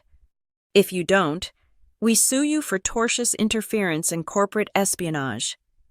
I looked at the document. It was aggressive, it was mean, and it was the final nail in their coffin. You are forcing a sale, I asked, looking at the board members. You are all in agreement. You are stating, on the record, that you are compelling a family member to divest their interest against their will. We are, one of the bankers said, his voice thin. It is necessary for stability. I looked at Marcus. He nodded. Thank you, I said. By formally invoking the forced liquidation clause against a Class A family member, you have just activated the buy-sell trigger in Appendix B of the 1985 Charter. Caleb laughed. It was a dry, cracking sound. We went over this. Holly, you signed the settlement 6 weeks ago. You waived your rights. I signed the settlement, I corrected him. But if you recall, I crossed out the voluntary line and signed the involuntary separation line. And I included a note that all terms must adhere to the original company bylaws. Marcus opened his briefcase and produced a single, yellowed piece of paper. It was a copy of the original charter. According to the founders' bylaws, Marcus read, his voice projecting clearly, if the board attempts to force the buyout of a direct heir during a period where the company's debt-to-equity ratio exceeds 4-1, the heir has the right of first refusal to purchase the controlling interest at the current valuation to prevent asset stripping. Caleb's smile vanished. He snatched the paper. This is archaic, Caleb sputtered. This doesn't apply. We have a new operating agreement, which explicitly states that it does not supersede the founders' original protections regarding family lineage, Marcus countered. You missed that in your due diligence, Mr. Knox. You were too busy moving money to the Cayman Islands. The room went deathly silent. My father stood up. What did you say? I am not here to destroy the company, Dad, I said, keeping my eyes locked on his. I am here to save it, from him, and from you. You can't buy us out, Graham sneered. You don't have the capital. You are living in a studio apartment. You are bluffing. I am not bluffing, I said. I have already purchased 20% of your personal debt. I have the leverage. And regarding the capital for the buyout, I turned to Elliot Crane. Elliot cleared his throat. He tapped his cane on the floor. I have reviewed Holly's proposal, Elliot said, his voice rumbling like thunder. And I have reviewed the financials she provided regarding the consulting fees paid to Mr. Knox. I am backing her bid. You are what? Graham whispered. He looked like he had been shot. Elliot, we have been friends for 40 years. That is why I am doing this, Graham, Elliot said sadly. Because a friend doesn't let a friend drive off a cliff. You are broke, Graham. The company is hollow. You let this consultant gut the place while you played big shot at the country club.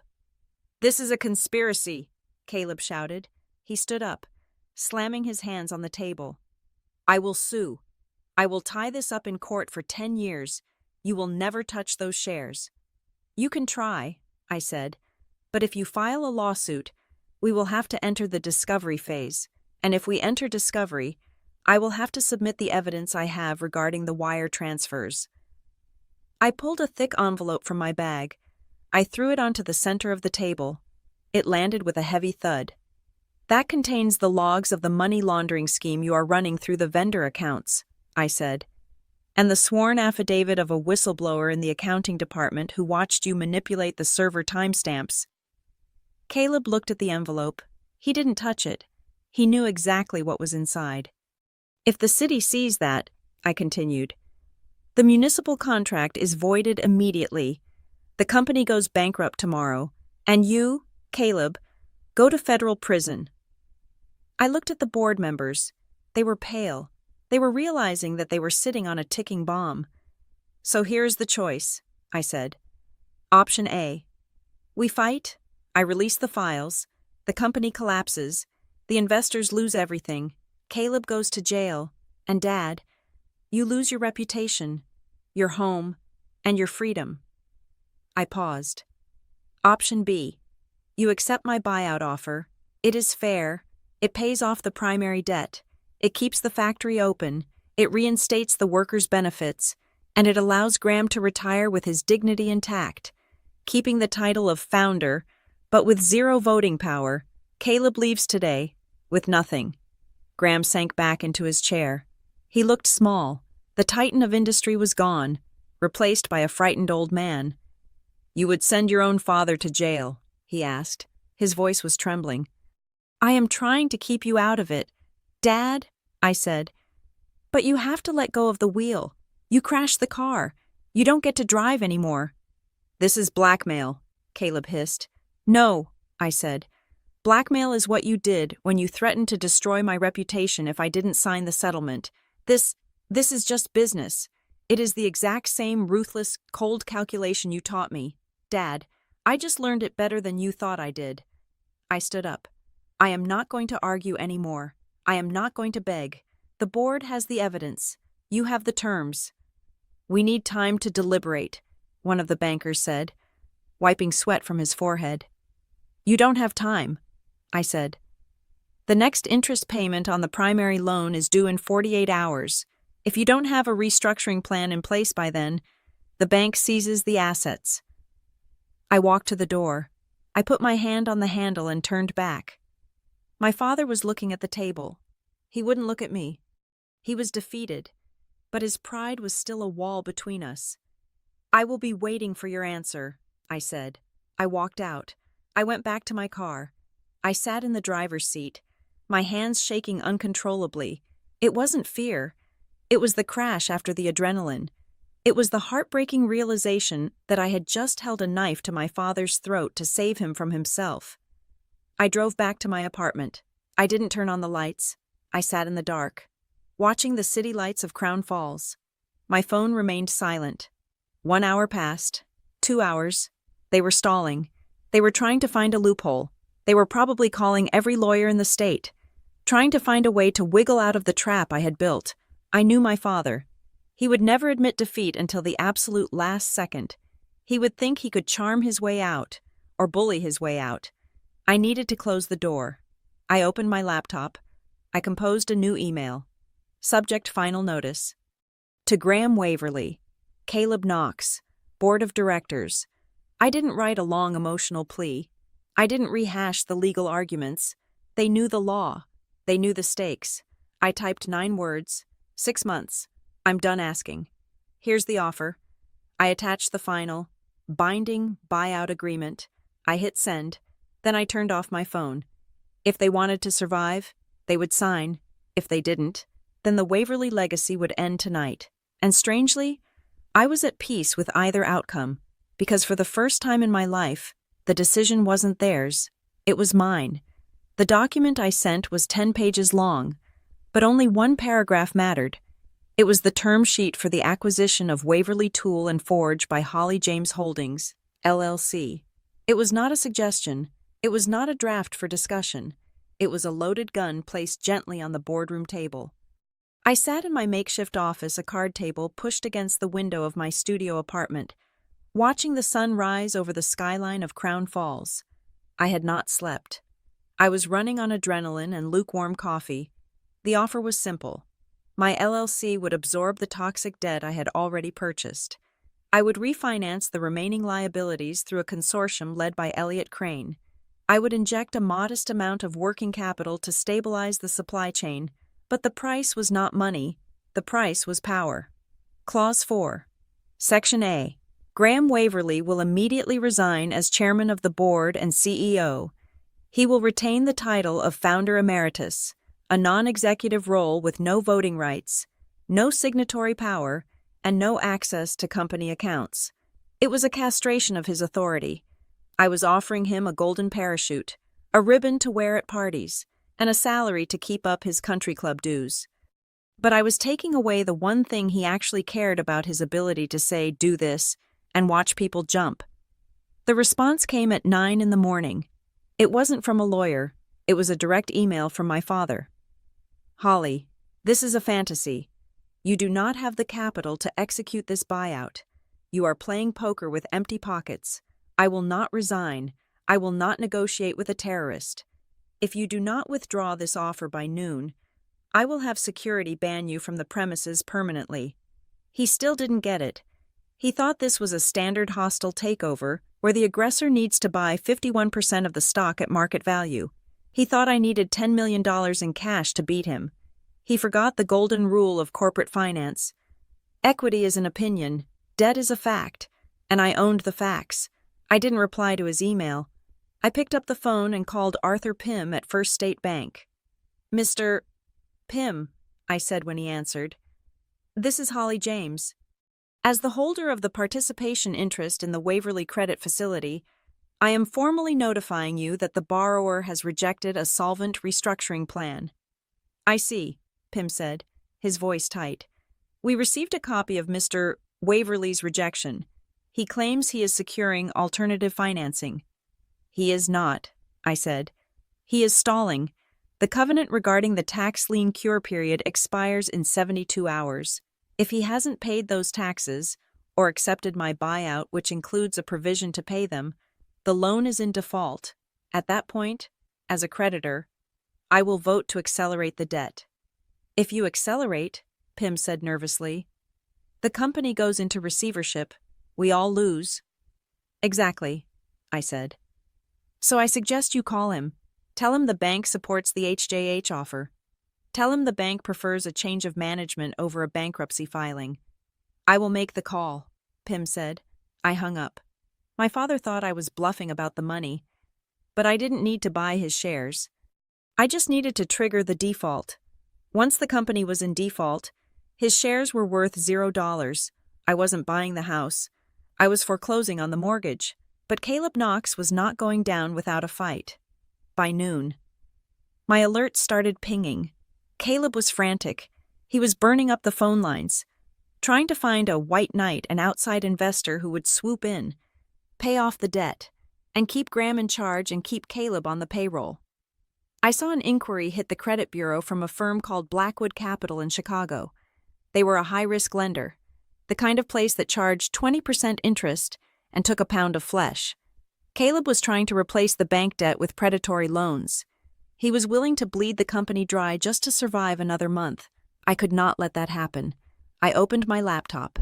I had prepared for this. I drafted a formal document, Notice of Material Adverse Change and Pending Litigation. It was a standard disclosure form. It listed the whistleblower complaint, the evidence of wire fraud, and the pending default on the city contract. It was factual, dry, and terrifying to any legitimate investor. I sent it directly to the compliance officer at Blackwood Capital. I wasn't slandering the company. I was merely performing my civic duty by ensuring that a potential investor had full visibility of the risks. If they lent money without knowing about the fraud, they could sue. By telling them, I made them liable if they proceeded. 2 hours later, my phone buzzed. It was a text from Dana Reese. "Caleb is screaming in his office." Blackwood pulled the term sheet. They said the risk profile is radioactive. I exhaled. One door closed. But Graham was desperate, and a desperate man is dangerous. The clock was ticking. 72 hours until the tax lien default became official. 72 hours until the bank seized the accounts. I sent a second email to the board of directors. "To the board, you have 72 hours. The deadline is Friday at 5 in the afternoon. Option A. You accept the HJH buyout. We recapitalize immediately. Operations continue. No public scandal. Option B. You support Graham. The loan defaults on Friday. The bank seizes assets on Monday. The whistleblower evidence regarding the consulting fees becomes public record in bankruptcy court. The city contract is voided.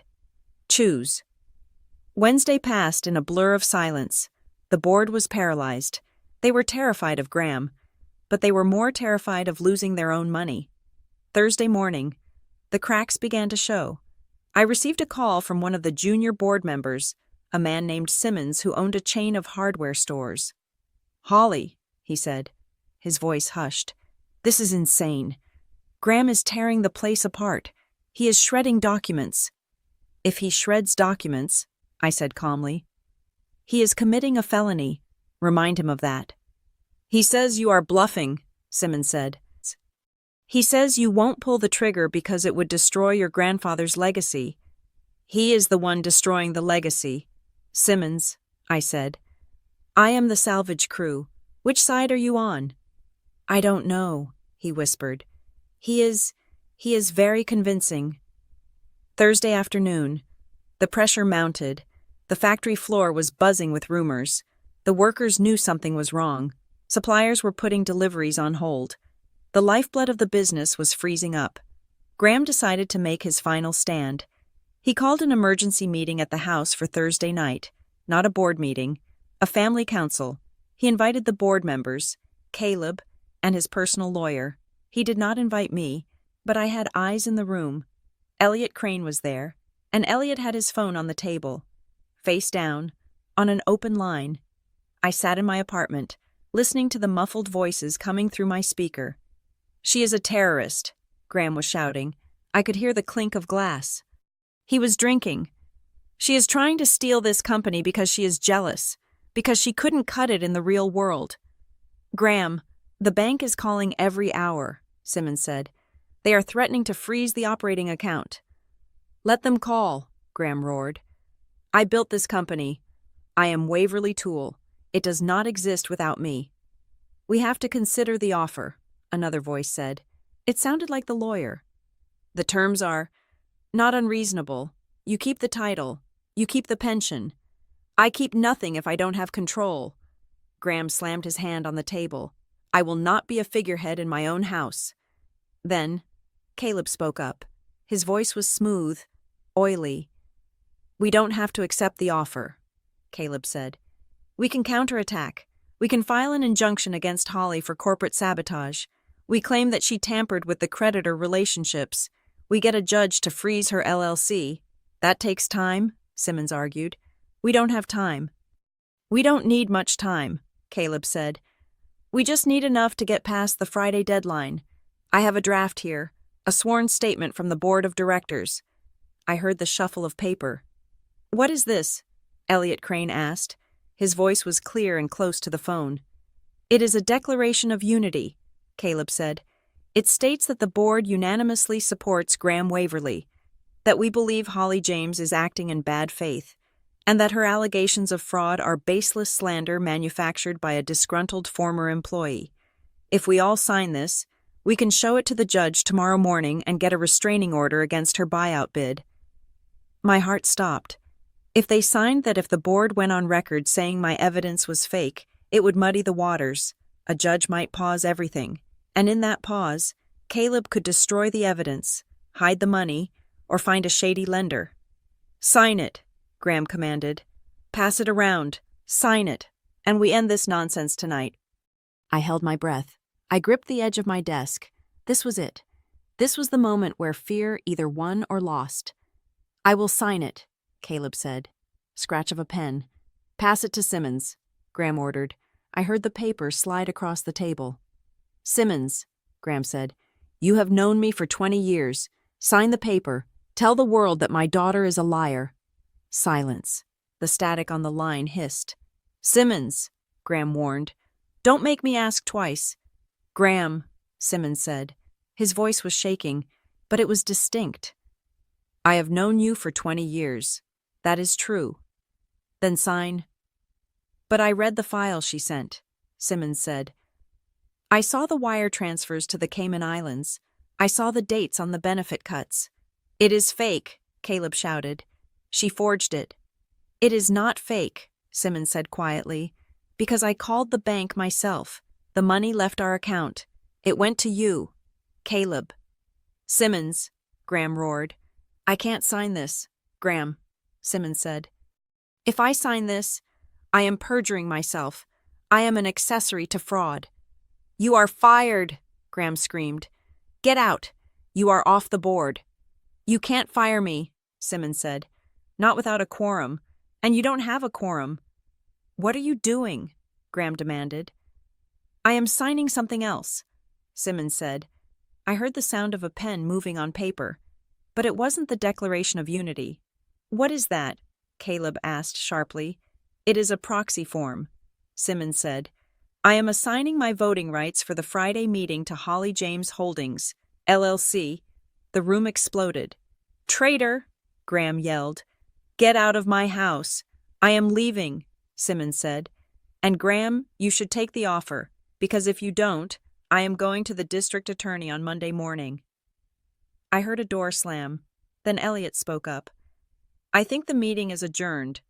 Graham, I will see you on Friday. I ended the call.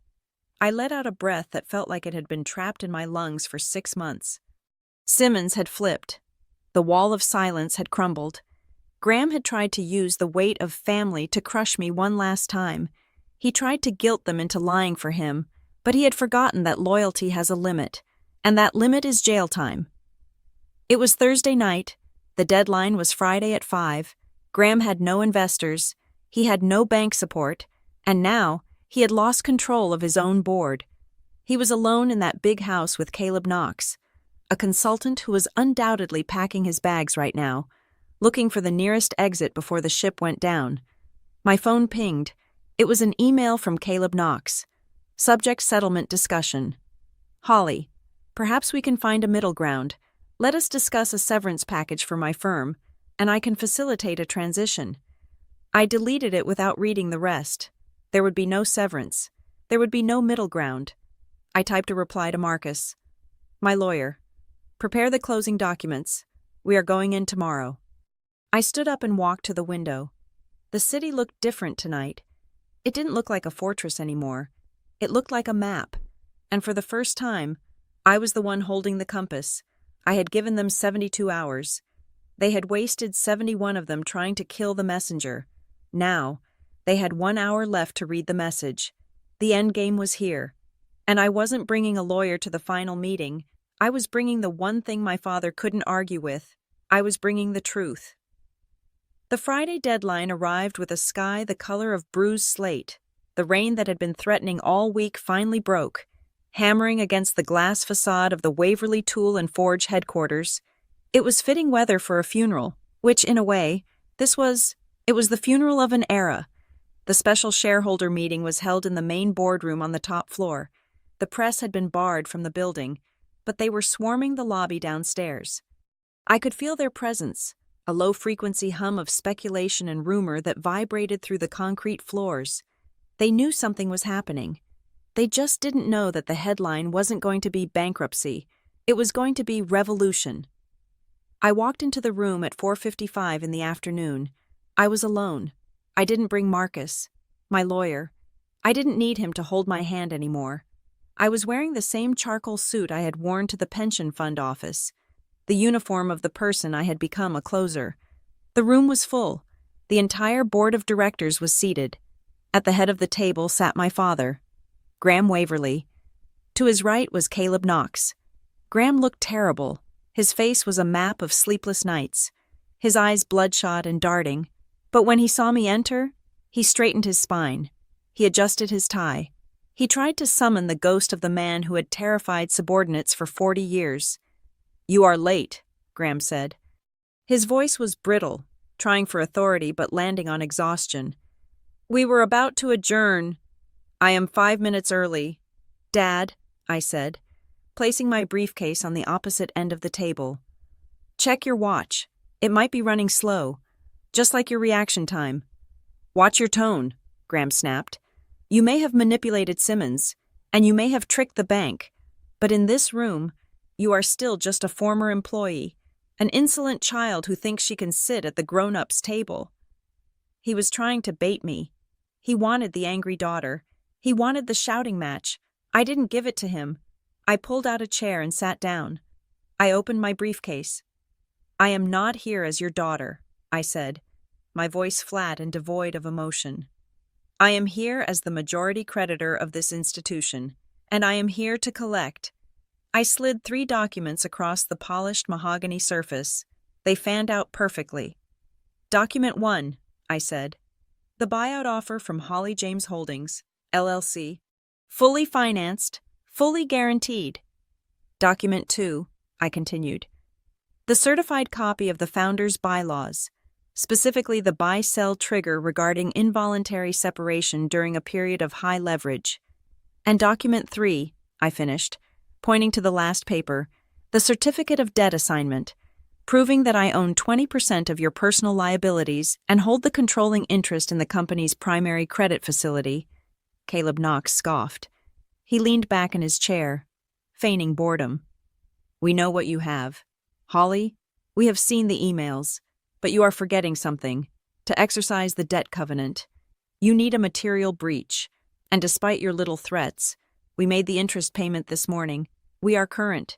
You can't touch us. He smiled. It was a smug, predatory smile. He thought he had won on a technicality. You are right, Caleb, I said. You made the interest payment. But you missed the fine print in the loan agreement regarding qualified expenditures. I pulled one last piece of paper from my folder. Section 8, paragraph C, I recited from memory. Any expenditure exceeding $50,000 that is not directly related to operations or approved capital improvements constitutes a misappropriation of funds and triggers an immediate default. The room went quiet. The sound of the rain against the window seemed to get louder. Last week, I said, locking eyes with my father. You authorized a wire transfer of $200,000 to KNX Consulting. You labeled it retainer. But according to the invoices I obtained, KNX Consulting has provided no deliverables, no reports, and no hours billed for that period. Furthermore, that money was immediately routed to an offshore account. Graham went pale. He looked at Caleb. Caleb stopped smiling. That is a non-qualified expenditure, I said. It is embezzlement masquerading as a business expense, and because you used company funds to pay a personal kickback, you violated the covenant of the debt that I own. I stood up and placed my hands on the table. The loan is in default as of yesterday. I am not asking for the money back. I am exercising my right as the primary creditor to demand an immediate change of management to protect my collateral. I looked at the board members. They were staring at me, wide-eyed. They realized I wasn't threatening to sue. I was telling them that I already owned the building they were sitting in. The proposal is on the table, I said. Graham steps down. I take over as interim CEO. We recapitalize. We save the city contract. We save the workers' jobs. And if we refuse, a board member asked shakily, then I foreclose. I said, tonight, I file the papers at 9 a.m. The assets are frozen. The company dissolves. And the forensic accountants will have a field day with that wire transfer to the Cayman Islands. The board members looked at each other. The silent communication was deafening. They were calculating their own liability. They were realizing that Graham Waverly was no longer a leader. He was a liability. I move to vote, Elliot Crane said from the side of the table. Seconded, said the man sitting next to him. You can't do this, Graham shouted. He stood up, knocking his chair over. I built this. I am the chairman. Not anymore, Graham, Elliot said softly, all in favor of the restructuring plan. Every hand in the room went up, except for Graham's and Caleb's. Motion carries, Elliot said. Graham, you are relieved of signatory power effective immediately. Graham slumped back against the wall. He looked like a balloon that had been punctured. But Caleb wasn't done. He stood up, adjusting his suit jacket. Fine, Caleb spat. You want the sinking ship? Take it. I resign. My firm will expect the remainder of our contract paid out by Monday, or we will sue for breach. He turned to leave. Sit down, Caleb, I said. My voice cracked through the room like a whip. Caleb froze. I am not paying you a severance, I said, and you are not resigning. I picked up the remote control for the wall-mounted screen. I pressed a button. An image appeared on the screen. It was the whistleblower file Dana had given me, and next to it, the court records from Ohio regarding Stratus Capital and the predatory restructuring lawsuits. This is a formal motion to terminate the contract with Knox Consulting for cause, I said to the board. Specifically, for fraud, misrepresentation, and conspiracy to commit embezzlement. Caleb turned purple. You can't prove that. I have the server logs, I said calmly. I have the timestamps where you tried to frame me. And I have the sworn affidavit of the accountant you tried to bully into helping you. I pointed to the door. You are fired. Caleb, security is waiting in the hall. If you try to take a laptop, a file, or even a stapler, I will have you arrested for corporate theft.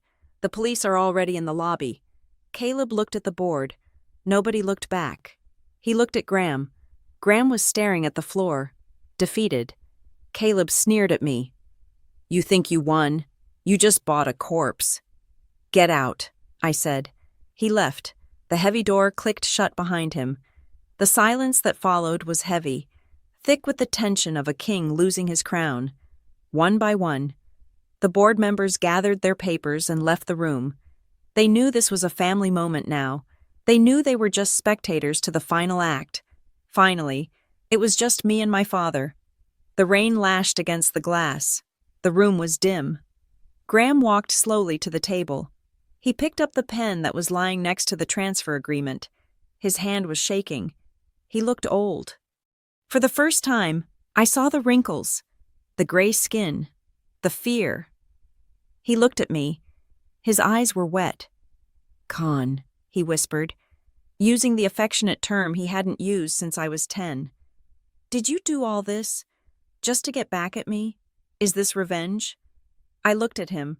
I looked at the man who had been my hero, then my boss, then my tormentor. I felt a pang of sadness, sharp and deep, but I didn't let it sway me. No, Dad, I said. My voice was soft, but it was steady. Revenge is about hurting someone because you are angry. I am not angry anymore. Then why? He asked. Why humiliate me? Why take it all? Because you were dangerous, I said. You were hurting the people you were supposed to protect.